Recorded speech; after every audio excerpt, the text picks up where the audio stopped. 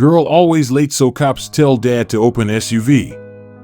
Girl always late so cops tell dad to open SUV. He tried everything he could to make sure she arrived on time, but life wasn't doing them any favors lately and they missed several school bells. He didn't think it was that bad, just an hour here and there, until one day he saw a group of people waiting for him and they all wanted to know what was going on. The sun was barely breaking the horizon when James Schweikhard finally pulled off the road and turned off the ignition. The trek had been long and filled with emotional ups and downs, but he and his 10-year-old daughter Maddy had finally made it. He looked back at their mound of belongings. Every inch of the old SUV was packed with bags, boxes, and anything else they could cram into the vehicle.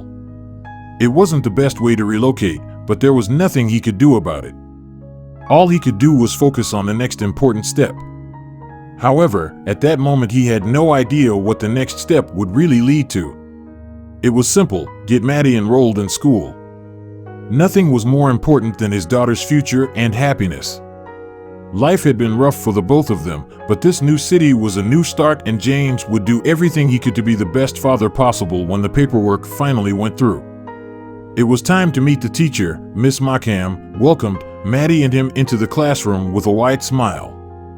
Her cat-eye, glasses, and floral dress looked like something out of the 60s. The middle-aged woman was clearly passionate about her job, maybe a little too passionate. She kept a close eye on all her students. This made James left the building with a lingering feeling of unease. Still, one little bump in the road wasn't going to deter him. Next was to look for a job. Their previous city, Oklahoma, had been unforgiving when it came to employment. Now James set out with determination to find anything he could, even if it was sweeping floors. However, just when things started to look up, disaster struck. James and Maddy looked at the steaming hood of their SUV with wide, defeated eyes. The hisses and sputters meant one thing: their only form of transportation had finally met its end. James stared at the auto catastrophe, feeling like the flimsy new life they had been hoping for had just fallen apart. No choice. There was only one thing they could do, and it would take a toll on both of them. Nature had given them 2 feet and they would have to use them. James had to get a job and Maddy had to go to school, but the new plan quickly took a toll and he couldn't get her there on time. Ms. Markham's hypervigilance would quickly change everything. The morning was normal: drop Maddy off, then job hunt as usual, but this time when James picked her up, there were police officers waiting around his SUV. The teacher had noticed his daughter's exhaustion and thought the worst. James felt his stomach twist and rise into his throat. In his experience, the cops didn't help or even care about people like him. Every part of him braced for something terrible, especially when they opened the doors and saw the true nature of their living situation. James and Maddy had been homeless for 2 years. Their SUV was their house. Leaving Oklahoma was the only option. It wasn't safe to live there anymore, but the little money they had went to survival.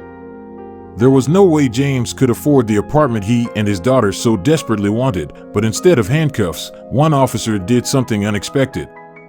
He decided to help turning things around. James watched in awe as over the next few weeks Officer Butler rounded up the community to help them.